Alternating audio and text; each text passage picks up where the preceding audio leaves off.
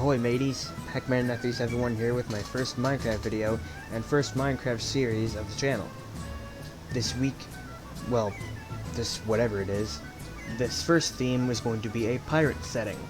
What this entails means that I will be taking my world and living in it in a sort of pirate setting.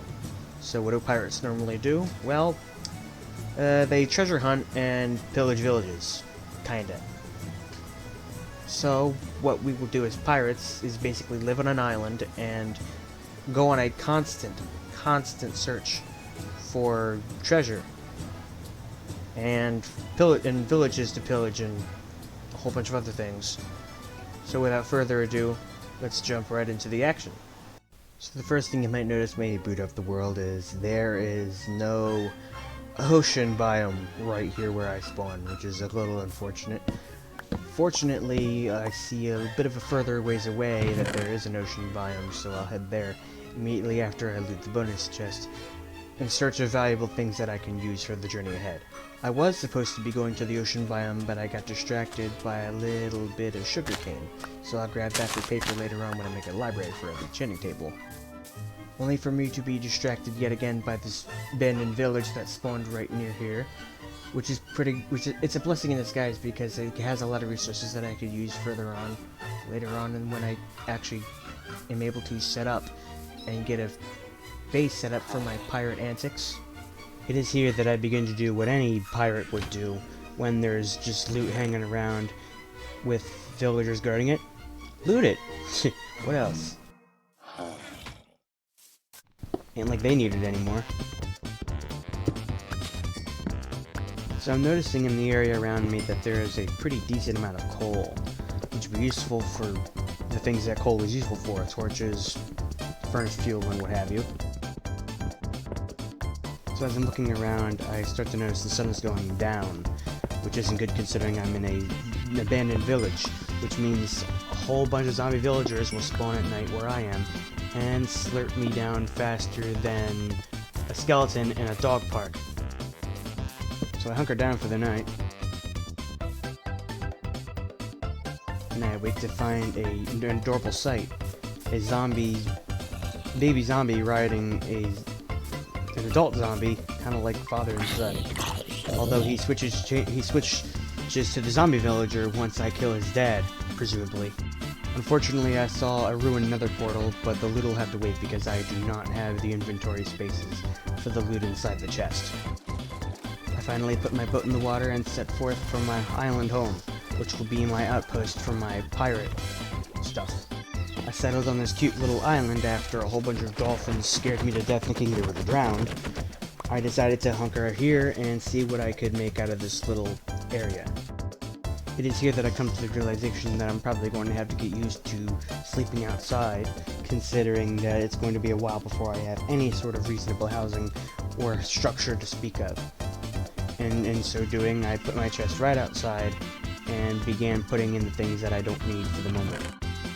And I figure start farming stuff now with the cactus from the bonus chest and the sugarcane we bumped into earlier.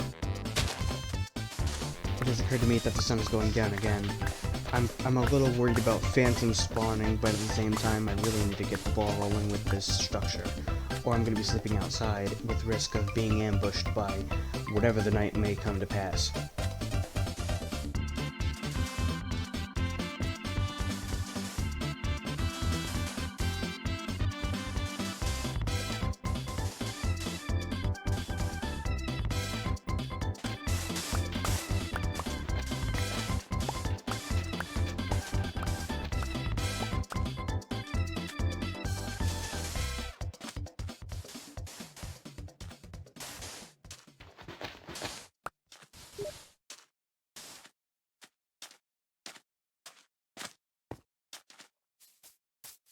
I can continue my work, but I've got to keep a sharp eye out for anything that might want to just ruin my luck.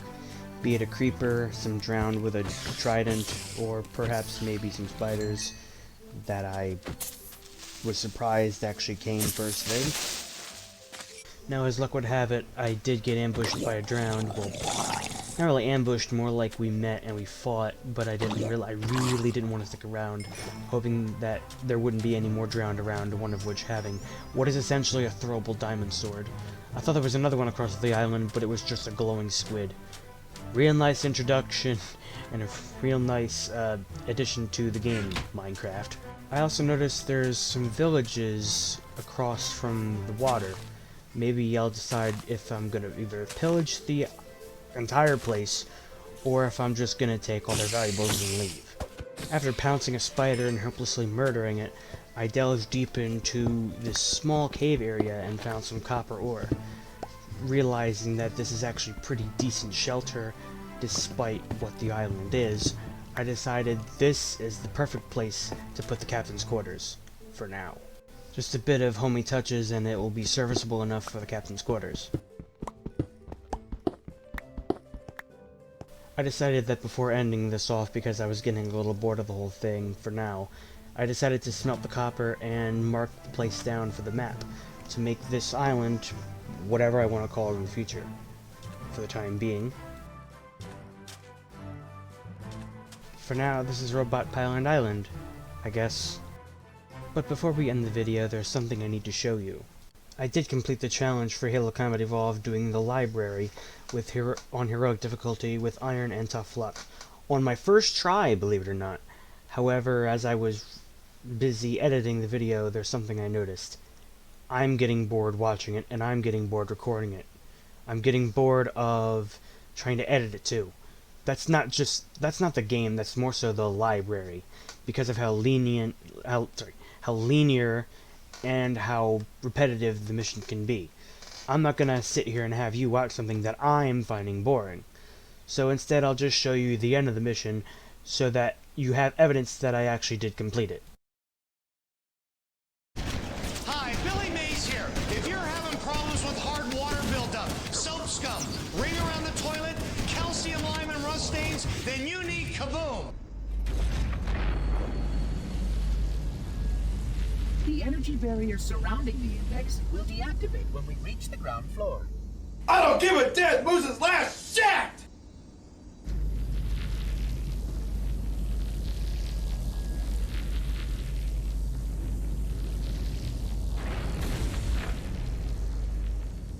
You may now retrieve the index.